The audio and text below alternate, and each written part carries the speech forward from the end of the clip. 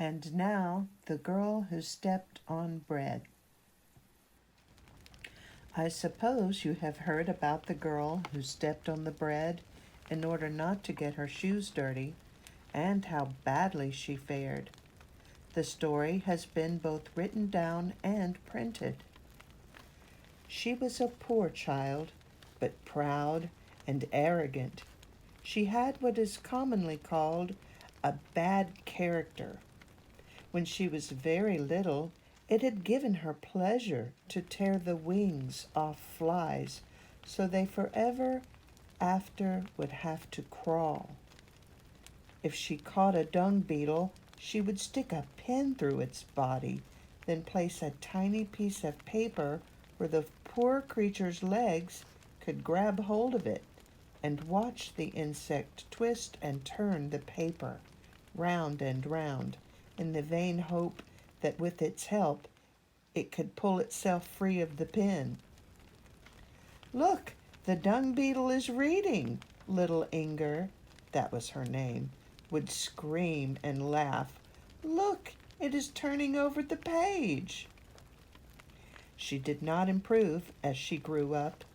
In fact, she became worse. She was pretty, and that was probably her misfortune. Otherwise, the world would have treated her rougher. "A strong brine is needed to scrub that head," her own mother said about her. "You stepped on my apron when you were small. I am afraid you will step on my heart when you grow older." And she did. A job was found for her as a maid in a house out in the country. The family she worked for was very distinguished and wealthy. Both her master and mistress treated her kindly, more as if she were their daughter than their servant.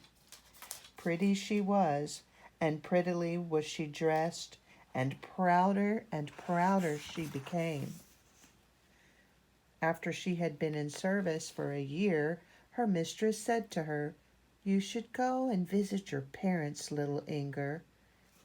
She went, but it was because she wanted to show off her fine dresses.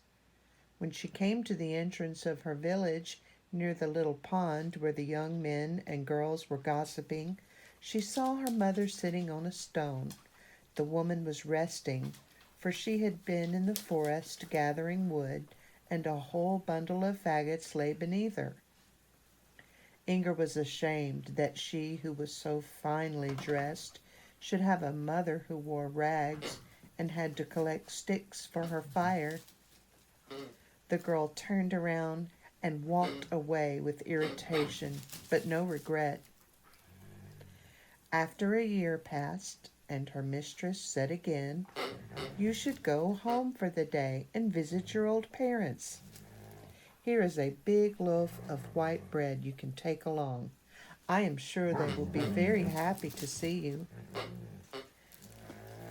Inger dressed in her very best clothes and put on her new shoes. She lifted her skirt a little as she walked, and was very careful where she trod, so that she would not dirty or spoil her finery. That one must not hold against her. But when the path became muddy and finally a big puddle blocked her way, she threw the bread into it rather than get her shoes wet. As she stepped on the bread, it sank deeper and deeper into the mud, carrying her with it until she disappeared. At last, all that could be seen were a few dark bubbles on the surface of the puddle. This is the manner in which the story is most often told. But what happened to the girl? Where did she disappear to? She came down to the bog witch. The bog witch is an aunt of the elves, and on their father's side. The elves everyone knows. Poems have been written about them, and they have been painted too. But about the bog witch, most people don't know very much. When the mist lies over the swamps and bogs, one says, "Look, The bog witch is brewing. It was into this very brewery that Inger sank, and that is not a place where it is pleasant to stay. A cesspool is a splendidly light and airy room in comparison to the bog witch's brewery. The smell that comes from every one of the vats is so horrible that a human being would faint if he got even a whiff of it. The vats stand so close together that there is hardly room to walk between them, and if you do find a little space to squeeze through, then it is all filled with toads and slimy snakes. This is the place that little Inger came to. The snakes and toads felt so cold against her body that she shivered and shook, but not for long.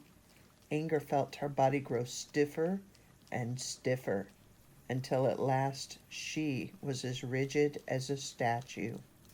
The bread still stuck to her foot. There was no getting rid of it. The bog witch was at home that day.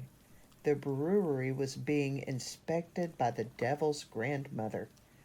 She is an ancient and very venomous old lady who never wastes her time. When she leaves home, she always takes some needlework with her. That day she was embroidering lies and crocheting thoughtless words that she had picked up as they fell. Everything she does is harmful and destructive.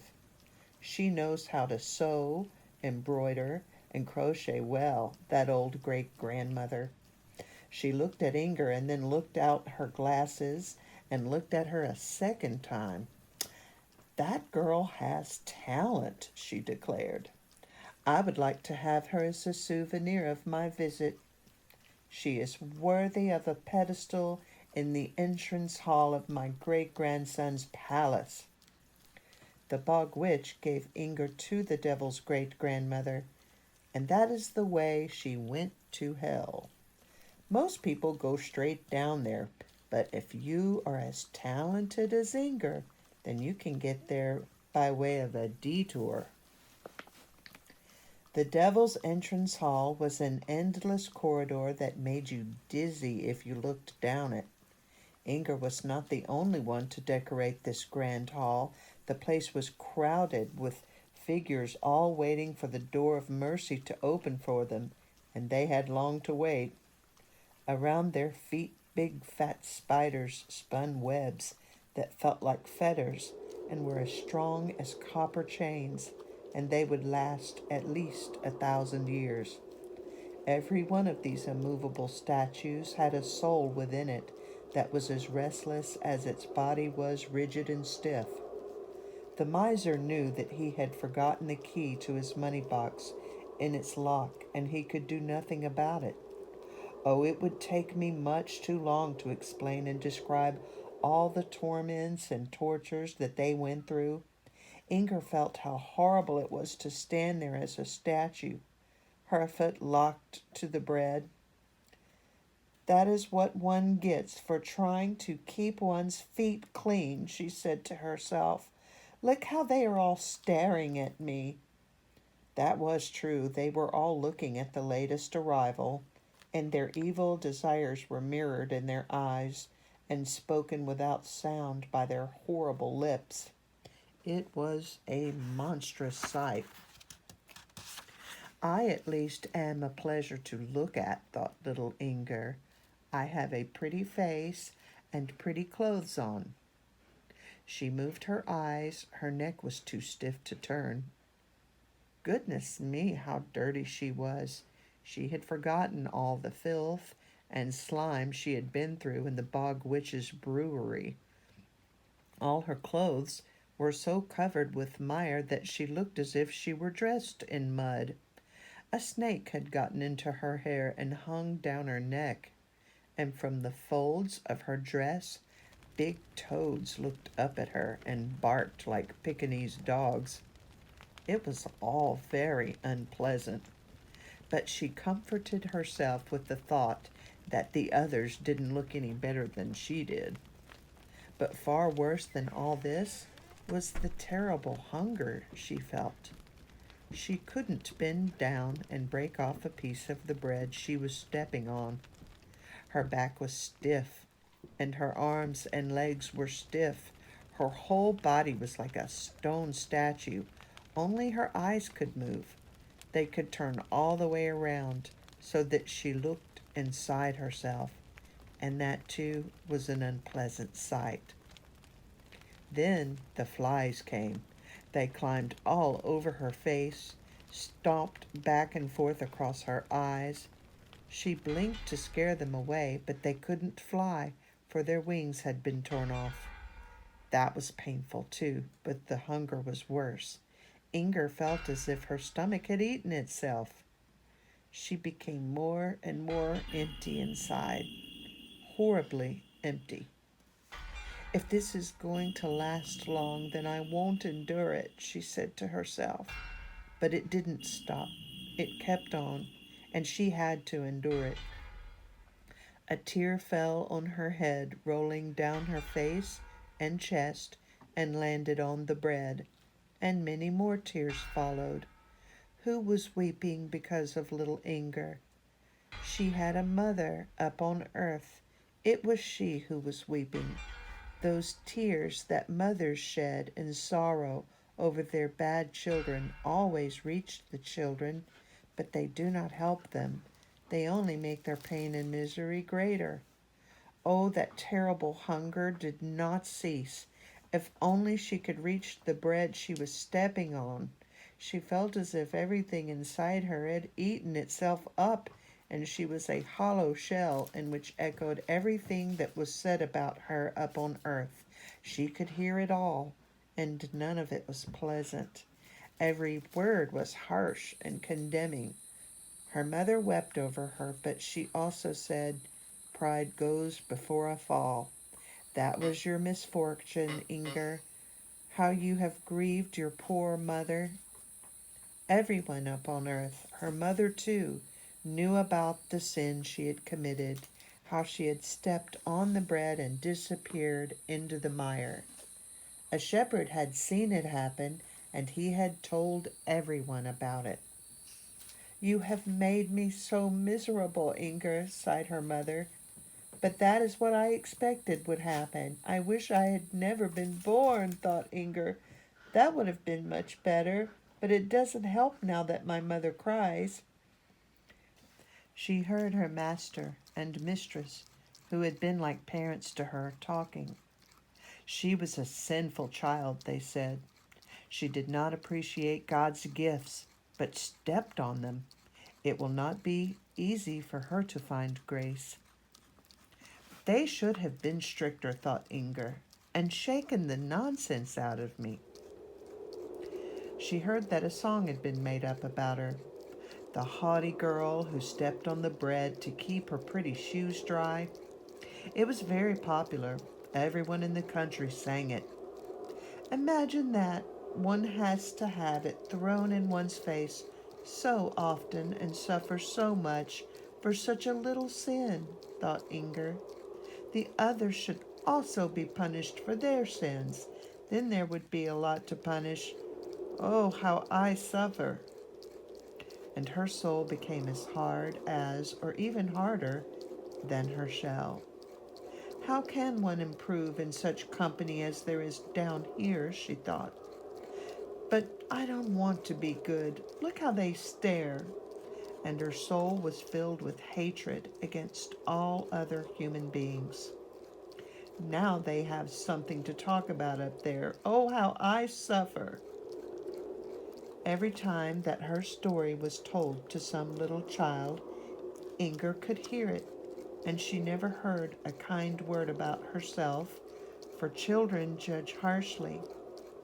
They would call her the ungodly Inger and say that she was disgusting, and even declare that they were glad that she was punished.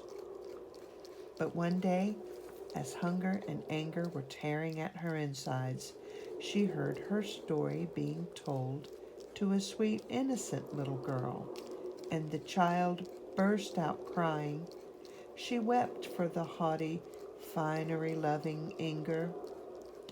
But won't she ever come up to earth again? She asked. And the grown-up who had told her the story said, no, she will never come up on earth again. But if she said she was sorry and she would never do it again? But she won't say she is sorry, answered the grown-up. I wish she would, cried the little girl. I would give my dollhouse if she could only come back up on earth again. I think it must be so terrible for poor Inger. Those words did reach Inger's heart, and for a moment relieved her suffering, for this was the first time someone had said, poor Inger, and not added something about her sin. A little innocent child had cried for her sake and begged that she should be saved. She felt strange and would have liked to cry herself, but she could not weep, and that too was a torment. As the years passed, she heard little from the earth above her. She was talked about less and less. Down in Hell's entrance hall, nothing ever changed. But one day, she did hear a sigh and someone saying, Inger, Inger, how you have made me suffer, but I thought you would. That was her mother. She was dying. Sometimes she heard her name mentioned by her old master and mistress, but they spoke kindly, especially her mistress. I wonder if I will ever see you again, Inger. After all, one cannot be certain where one will go. But Inger was pretty certain that her kind old mistress would not end where herself was. Time passed, long and bitter years. When Inger finally again heard her name, she seemed to see above her, in the darkness of the endless hall, two bright stars shining. They were two kind eyes up on earth that now were closing. So many years had gone by, that little child who once had wept so bitterly because of poor Inger now was an old woman whom God had called up to him. At that last moment, when all her memories and thoughts of a long life passed through her mind, she remembered too that as a little child she had cried bitterly when she heard the story of Inger. In the moment before death, that which had happened so long ago was re-experienced so vividly by the old woman that she said aloud, "Oh, my Lord, have I not, like Inger, often stepped on your gifts, and not even been aware that I have done it? Have I not, too, felt pride within me, and yet you have not deserted me? Do not leave me now." As the old woman's eyes closed, the eyes of her soul opened for all that before had been hidden. Since Inger had been in her thoughts as she died, she now could see her in all her misery. At that sight, she burst into tears, just as she had done as a child. In paradise she stood weeping because of Inger. Her tears and prayers echoed in the shell of the girl who stood as a statue in the devil's entrance hall. Inger's tortured soul was overwhelmed by this unexpected love from above. One of God's angels was crying for her. Why had this been granted her? Her tortured soul thought back upon its life on earth and remembered every deed it had done. The soul trembled and wept the tears that Inger had never shed. The girl understood that her folly had been her own, and in this moment of realization, she thought, "Never can I be saved." No sooner had she had this thought than a light far stronger than that of a sunbeam shone from heaven down upon her. Far faster than the sun rays melt the snowman, or the snowflake disappears when it lands on a child's warm mouth, did the statue of Inger melt and vanish. Where it had stood, a little bird flew up toward the world above.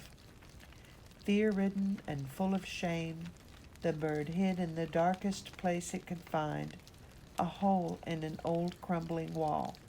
Its little body shivered. The bird was afraid of every living thing. It could not even chirp, for it was voiceless. It sat in the dark for a long time before it dared peek out and see the glory around it. For the world is, indeed, gloriously beautiful. It was night.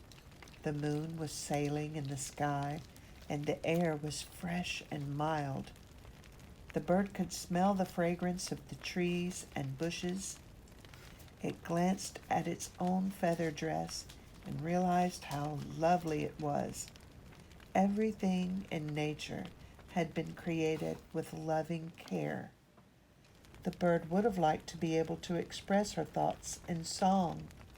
Gladly would she have lifted her voice as the nightingale or the cuckoo does in spring, but she couldn't. But God, who hears the silent worm's hymn of praise, heard and understood hers, as he had David's when they only existed in the poet's heart and had not yet become words and melody. Through days and weeks these soundless songs grew within the little bird. Although they could not be expressed in words or music, they could be asserted in deeds. Autumn passed, and winter came, and the blessed Christmas feast drew near. The farmers hung a sheaf of oats on a pole in the yard so that the birds of the air should not go hungry on this day of our Savior's birth.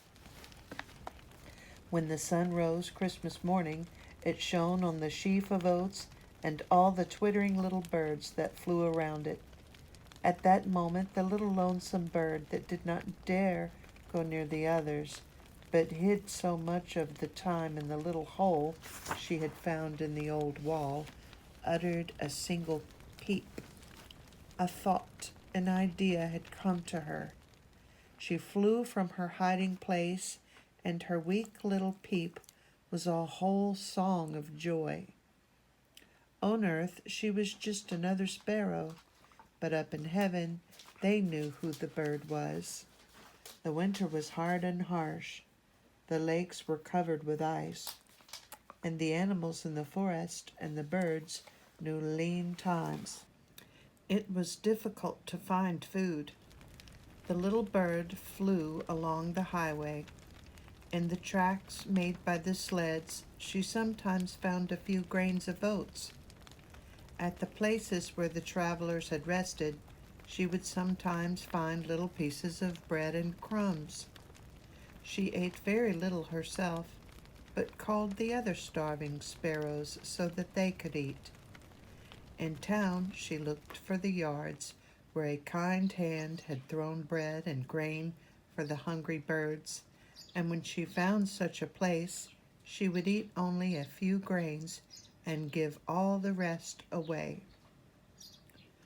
Through the winter, the little bird had collected and given away so many crumbs that they weighed as much as the bread that Inger had stepped on, in order not to dirty her shoes.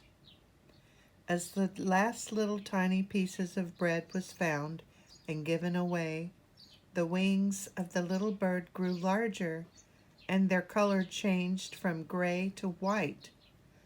"Look, there's a seagull flying out over the lake," said the children as they followed the flight of the white bird that dived down toward the water and then swung itself up high into the sky. The white wings glittered in the sunshine, and then it was gone. "It has flown right into the sun," the children said. The end.